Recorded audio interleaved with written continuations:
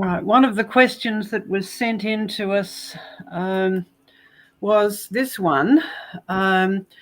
Did Jesus really die on the cross? Could he have just gone into a coma and then revived? And that gave the appearance of the resurrection. Now, this is not a new idea. It's been doing the rounds for a long, long time. But this was a question that was sent into the Ask site a few years ago. So we thought that, yes, this is a genuine question from someone. We will answer it. So let's have a look at this from what it actually says in the Bible, from the witnesses who were there, or the people who were around that time who interviewed the witnesses and recorded it.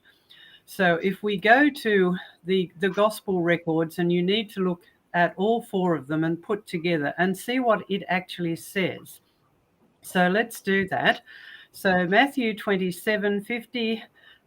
This is the end of Jesus's earthly life, and it describes, in each case, it does actually describe the death of Jesus. So Matthew describes it as this: and Jesus cried out again with a loud voice and yielded up his spirit. So keep that in mind. If you go to the next gospel in the in the series, that's Mark's gospel. Mark records it, and Jesus uttered a loud cry and breathed his last. Now, the fact that these are not all exactly the same is actually significant, because it means that this is real history. If you ask a number of people who were all at the same event what they remember about it, slightly different things will take their attention. So they don't all say exactly the same words. But if you put it together, you get a picture of what actually happened. So if we move on to Luke's gospel, it describes, then Jesus, calling out with a loud voice, said, Father, into your hands I commit my spirit. And having said this, he breathed his last. And then we go to John's gospel. When Jesus had received the sour wine, he said, it is finished. He bowed his head and gave up his spirit. So if we put all of that together, from the witnesses who were there, or the people who interviewed the witnesses who were there, we can summarize the end of Jesus' earthly life. He commended his spirit to his heavenly Father. He bowed his head, gave up his spirit, and breathed his last. Now, that is a very careful description of somebody actually dying. When you have given up your spirit and taken your last breath, right, you're dead. You're not unconscious. So Jesus was dead. He was not unconscious. And people noticed that, and most notably, the Roman soldiers, because they knew their job. They were told, take 3 men out. Jesus wasn't the only one who died that day. Take these 3 men out and crucify them, and don't come back until they're dead. And so they knew their job. They knew it wasn't finished until their victims were dead. And in fact, the centurion recognized that there was a change when Jesus died. And he was a soldier. He would have seen death very often, and certainly seen many crucifixions, because we know that they happened to other Jews and to other people throughout the Roman Empire as well. And they put it to the test when they were told to take the bodies down from the crosses. They actually tested Jesus by throwing a spear into his side. Now, if he wasn't dead by then, that certainly would have finished him off, because if they'd thrown a spear into his side, that would have pierced either his heart or his liver, and it does describe blood and water coming out. So there was a separation between the blood cells and the water. Now, when you die, your blood will clot in your blood vessels. Blood has to keep flowing to stay liquid, but when you die, it stops flowing. Your blood clots, the cells coagulate, and it separates out from the liquid part of the blood. So you get that separation of blood and clear fluid, and that was seen and recorded. So it's very clear that Jesus was actually dead. Then we have the burial, and We know that two people who are named here, Nicodemus and Josephus, but there would have also been others who took Jesus down from the cross. And we have to remember the ancient people were familiar with death because they dealt with death themselves. So they knew a dead body when they saw one. So they took Jesus down from the cross and they carefully wrapped up the body. And that wasn't just for dignity. It was partly that. The Jewish, of course, revered human beings. Of course, they were made in the image of God, so they were very careful with how they looked after the dead and buried them decently. So they would have wrapped up the body. And we know that there was also a separate headpiece that went round the head. But if you've ever tried to move a body, and you probably haven't actually, I haven't either, but I have seen it done. And you do need to wrap up a body in order to move it. They're quite difficult to move, a dead body. So the body was carefully wrapped up by the burial party and placed in the tomb. And there were some other witnesses as well who were often glossed over, but very important. And that was the women.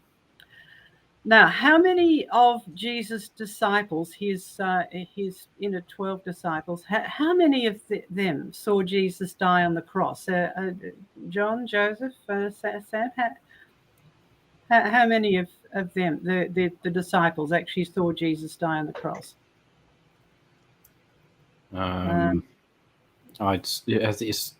know there was obviously his mum was there, and then why am I drawing a blank? You put me on the spot, Diane. Yes. There was at least three. As far as we know, only one, the Apostle John, was there because Jesus does actually speak to him. We know all the others just seem to have fled after the experience in the Garden of Gethsemane, and we don't hear about them again until the resurrection appearances.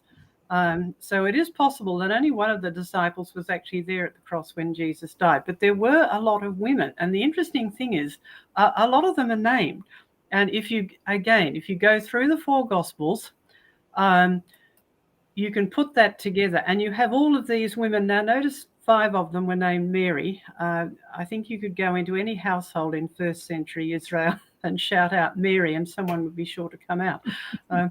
It was a very common name. Now, that is rendered Mary in English from the Latin, but the original Jewish name was Miriam, named after the sister of Moses. So that was a name that was held in high regard. So we have all of these women, many named Mary. Now, it's possible that the woman who is named as Salome may have been the mother of James and John. We don't know, but in one of the Gospels, it just says the mother of James and John. And in one of the other Gospels, it actually names a woman as Salome, which would have been another common name. And in each of the Gospels, it says, and others. So we don't know how many women there were altogether, but all of these are particularly identified. So they saw Jesus die on the cross, and they saw him taken down, and they saw him being buried. And one of the sillier excuses, I think, is that for not believing in the resurrection is that the women went to the wrong tomb. Now, that's a bit insulting to women, but it also does not fit in terms of the actual story and the description we've got. Well, everyone thinks, well, women can't navigate. They don't know where they're going, do they? They can't read maps. Well, some of them might not be all that good at reading maps, but it's interesting. They've done research about how women navigate, and they tend to navigate mainly by landmarks. So keep that in mind. That's important. All right. Now, the women did witness the crucifixion, death, and resurrection and removal from the cross, and they followed the burial party, and they saw where the wrapped body was laid in the tomb. So they saw the landmarks. They saw this actually happening. They knew where they were, and they had a good motivation for taking notice as to exactly where this tomb was, because we were told they then went and prepared spices and fragrant oils, and they rested on the Sabbath, Now, the Sabbath was rapidly approaching at the end of this day, and they knew that they weren't able to complete the work of anointing the body properly and giving it or providing these spices and fragrant oils, which was part of the Jewish burial ritual. So they would have to come back. So they went, prepared their spices, and being good Jews, they rested on the Sabbath in preparation for coming back as early as they were legally allowed to by the Jewish law when the Sabbath was over. The other issue, of course, is, well, if Jesus was alive and woke up in the tomb, how did he get out? Did he unwrap the grave clothes and walk out naked? And again, remember, if you're going to move a body, you do have to wrap it up properly. And that's another issue in terms of whether the body was stolen. We'll come back to that later. But the last thing you would do if you're going to steal a body is to unwrap it. But we know that the grave clothes were left there.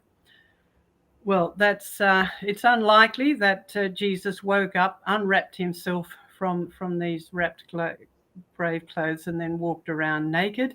How did he move the heavy stone with his wounded hands, or walk on his wounded feet? And how did he breathe with a hole in his side? And I can assure you that biologically that can't be done. If you have a hole in your side, that's a medical emergency, and it does need to be fixed up very quickly, or your lungs will collapse if you're still alive.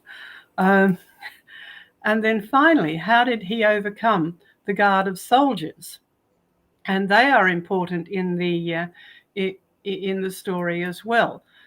So did the disciples steal the body and then pretend that he had risen from the dead? Because that was another theory that's been put round, and it was certainly put round at the time.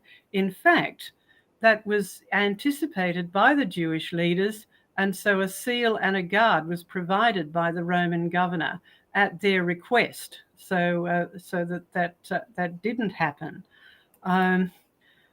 Now remember, the guards fainted when they were confronted by an angel from heaven, and you can understand that. But they would have no problem dealing with a few ordinary people, like a few fishermen and various other people, if they had come to steal the body. So again, that doesn't make sense either. It describes in the narrative that they did faint. They became like dead men, it said, and presumably as soon as they woke up, they just fled the scene. They weren't going to come back and fight with an angel from heaven. And finally, you have to remember that after the resurrection, the disciples went on to endure a lifetime of persecution, and most of them were martyred for their belief. Even the Apostle John, who probably did die of old age, of natural causes, he certainly lived a long life, but he certainly did not live an easy life. They endured a lot of persecution and were eventually put to death. If it was all a hoax, it's most unlikely that them and their immediate followers, the early converts who went out and spread the gospel, it's most unlikely that they would have endured that sort of persecution if they really thought it was a hoax. So, in fact, the empty tomb, as John said, the tomb is empty. There is no body. The stone was actually rolled away to let the witnesses in, because Jesus had already left.